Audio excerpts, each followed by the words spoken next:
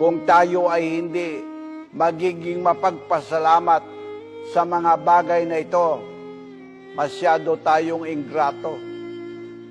Kaya tayo ay magpupuri sa Kanya at magpapakita ng pagpapasalamat sa araw-araw.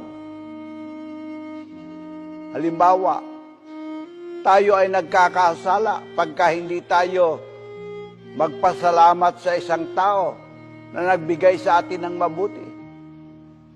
Tayo ay walang sawa at walang hanggang pasasalamat sa mga magandang kalooban na ipinakita sa atin.